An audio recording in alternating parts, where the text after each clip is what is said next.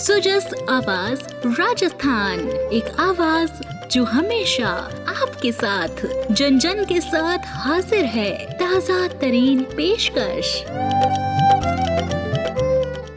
Sujas podcast में मेधा से आप सुन रहे हैं प्रदेश के मुख्य समाचार। नजर सबसे पहले आज की हेडलाइंस पर। मुख्यमंत्री ने महात्मा ज्योतिबा फूले की पुण्यतिथि पर दी श्रद्धांजलि। कहा, फूले के विचार सबका साथ सबका विकास को करते हैं मजबूत। प्रदेश के किसानों को मिलेगा मूल्य समर्थन का लाभ। PSS MIS से किसानों को बाजार उतार चढ़ाव से मिलेगी सुरक्षा। और मुख्यमंत्री ने ली NHAI से संबंधित कार्यों की समीक्षा बैठक। परियोजनाओं को समयबद्ध तरीके से पूर्ण करने के दिए निर्देश। और अब सुनिए समाचार विस्तार से।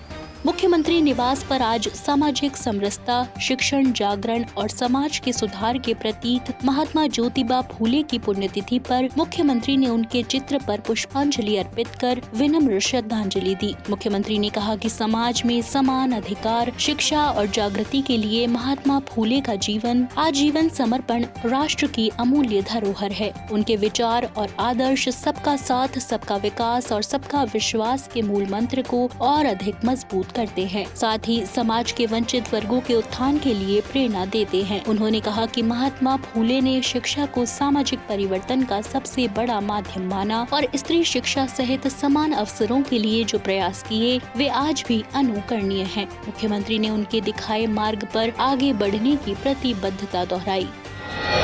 मुख्यमंत्री भजनलाल शर्मा ने सोशल मीडिया पर संदेश जारी करते हुए राजस्थान के किसानों को मूल्य समर्थन योजना, PSS एवं बाजार हस्तक्षेप योजना, MIS के विस्तार और लाभ की जानकारी दी। मुख्यमंत्री ने कहा कि राज्य सरकार किसानों की आय बढ़ाने और उन्हें कृषि उत्पादों के लिए लाभकारी मूल्य दिलाने के लिए लगातार प्रतिबद्ध है। अपने संदेश में मुख्यमंत्री ने लिखा, राजस्थान के किसानों को मूल्य समर्थन योजना एवं बाजार हस्तक्षेप योजना की सौगात। डबल इंजन सरकार में बीज से बाजार तक किसान होंगे और भी समृद्ध। उन्होंने कहा कि इन योजनाओं से किसानों को उनके कृषि उत्पादों की खरीद सुनिश्चित होने के साथ साथ बाजार मूल्य में उतार चढ़ाव से भी सुरक्षा मिलेगी। मुख्यमंत्री ने बताया कि राज्य सरकार केंद्र के सहयोग से किसानों के हितों की रक्षा के लिए ठोस कदम उठा रही है। मूल्य समर्थन योजना के तहत निर्धारित फसलों की सरकारी खरीद से किसान आत्मनिर्भर बनेंगे। वहीं बाजार हस्तक्षेप योजना बाजार में अतिरिक्त उत्पादन की स्थिति में किसानों को राहत प्रदान करेगी। उन्होंने कहा कि सरकार का उद्देश्य खेती को लाभ का व्यवसाय बनाना और ग्रामीण अर्थव्यवस्था को मजबूत करना है। वहीं मुख्यमंत्री भजनलाल शर्मा ने मुख्यमंत्री कार्यालय में भारतीय राष्ट्रीय राजमार्ग प्राधिकरण से संबंधित कार्यों की उच्च स्तरीय समीक्षा बैठक की अध्यक्षता की। बैठक में प्रदेश में चल रही एवं प्रस्तावित प्रमुख सड़क परियोजनाओं की प्रगति की विस्तृत समीक्षा की गई। मुख्यमंत्री ने अधिकारियों को निर्देश दिए कि सभी परियोजनाओं को गुणवत्तापूर्ण निर्माण मानकों के साथ निर्धारित समय सीमा भीतर तेजी से पूरा किया जाए। उन्होंने कहा कि समय पर पूर्ण होने वाली परियोजनाएं प्रदेश की कनेक्टिविटी को मजबूत करने के साथ आर्थिक गतिविधियों को भी गति देती हैं। मुख्यमंत्री ने अधिकारियों को निर्देश दिए कि सभी परियोजनाओं को गुणवत्तापूर्ण निर्माण मानकों के साथ निर्धारित समय सीमा भीतर तेजी से पूरा किया जाए। उन्होंने कहा कि समय पर पूर्ण होने वाली परियोजनाएं प्रदेश की कनेक्टिविटी को मजबूत करने के साथ आर्थिक गतिविधियों को भी गति देती हैं। बैठक के दौरान जयपुर रिंग रोड के उत्तरी हिस्से के निर्माण को शीघ्र गति देने पर विशेष जोर दिया गया। मुख्यमंत्री ने प्रस्तावित ग्रीन फील्ड एक्सप्रेसवे के लिए भूमि अधिग्रहण प्रक्रिया तत्काल प्रारंभ करने के निर्देश भी दिए। उन्होंने कहा कि इन परियोजनाओं के पूर्ण होने से राजधानी क्षेत्र सहित पूरे प्रदेश में आवागमन सुगम होगा और यातायात का दबाव कम होगा। मुख्यमंत्री ने कहा कि हमारी डबल इंजन सरकार राजस्थान में सुदृढ़, सुरक्षित और आधुनिक सड़क नेटवर्क विकसित करने के लिए निरंतर कार्यरत है, ताकि नागरिकों, उद्योगों और अर्थव्यवस्था को बेहतर कनेक्टिविटी उपलब्ध कराई जा सके। उन्होंने संबंधित विभागों को समन्वय के साथ काम करने और प्रगति की नियमित समीक्षा सुनिश्चित करने के निर्देश दिए। आप सुन रहे हैं सुजस आवाज राजस्थान। इसी कड़ी में कल मुख्यमंत्री कार्यालय में प्रदेश के अन्नदाताओं के हित में उर्वरक उपलब्धता की व्यापक समीक्षा बैठक आयोजित की गई। मुख्यमंत्री भजनलाल शर्मा ने बैठक की अध्यक्षता करते हुए कहा कि राज्य सरकार का स्पष्ट मंत्र है, किसान समृद्ध तो राजस्थान समृद्ध। मुख्यमंत्री ने अधिकारियों को निर्देश दिए कि प्रत्येक जिले में पर्याप्त मात्रा में यूरिया, डीएपी और अन्य उर्वरकों की निर्बाध और समयबद्ध आपूर्ति सुनिश्चित की जाए। उन्होंने कहा कि किसानों को खाद की उपलब्धता के लिए किसी भी प्रकार की समस्या का सामना न करना पड़े, इसके लिए सभी विभाग जिम्मेदारी से कार्य करें। बैठक में कृषि विभाग एवं सहकारिता विभाग के बीच बेहतर समन्वय स्थापित कर ब्लॉक स्तर पर उर्वरकों की वास्तविक उपलब्धता की सतत निगरानी करने के निर्देश दिए गए। मुख्यमंत्री ने कहा कि पारदर्शी और प्रभावी आपूर्ति व्यवस्था से किसानों को राहत मिलेगी और फसल उत्पादन में निरंतरता बनी रहेगी। उन्होंने कहा कि प्रधानमंत्री नरेंद्र मोदी के विकसित भारत विकसित राजस्थान के संकल्प को साकार करने की दिशा में राज्य सरकार किसान कल्याण को सर्वोच्च प्राथमिकता दे रही है। सरकार का उद्देश्य कृषि को लाभकारी बनाना, संसाधनों की समय पर उपलब्धता सुनिश्चित करना और प्रदेश के किसानों को मजबूत आधार देना है। बढ़ते हैं आगे। मुख्यमंत्री निवास पर बॉलीवुड अभिनेता अक्षय कुमार ने मुख्यमंत्री भजनलाल शर्मा से शिष्टाचार भेंट की।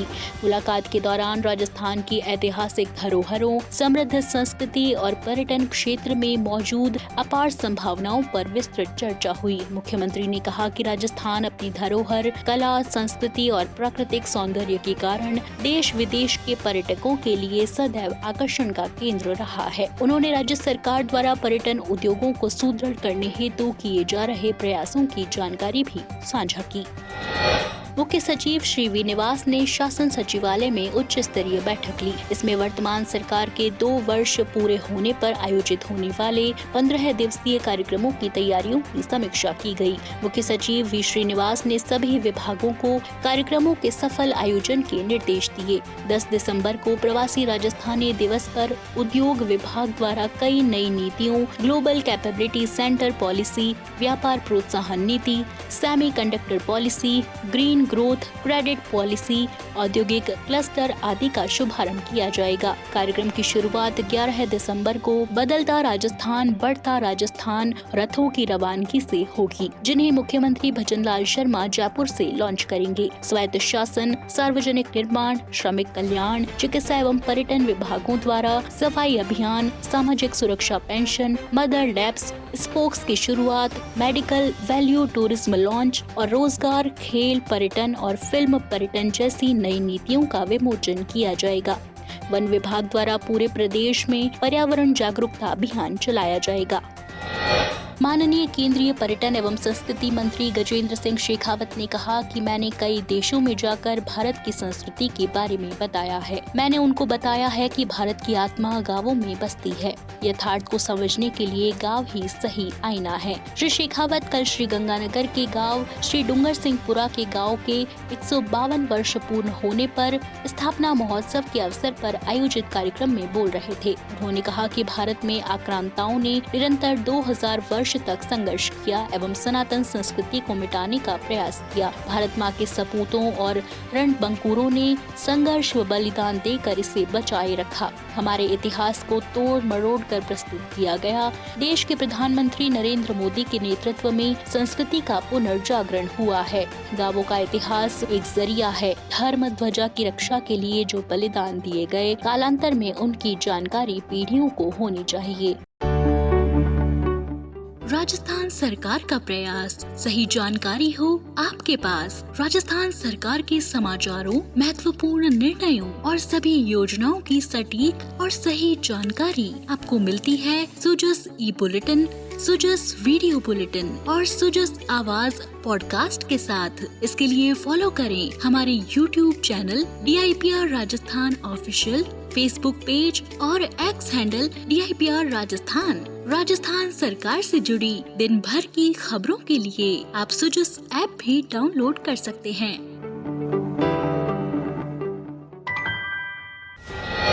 तो आज के सुजस पॉडकास्ट में इतना ही। मेधा को दीजिए इजाजत। कल फिर होगी आपसे मुलाकात। तब तक बने रहिए सुजस आवाज राजस्थान के साथ। नमस्कार।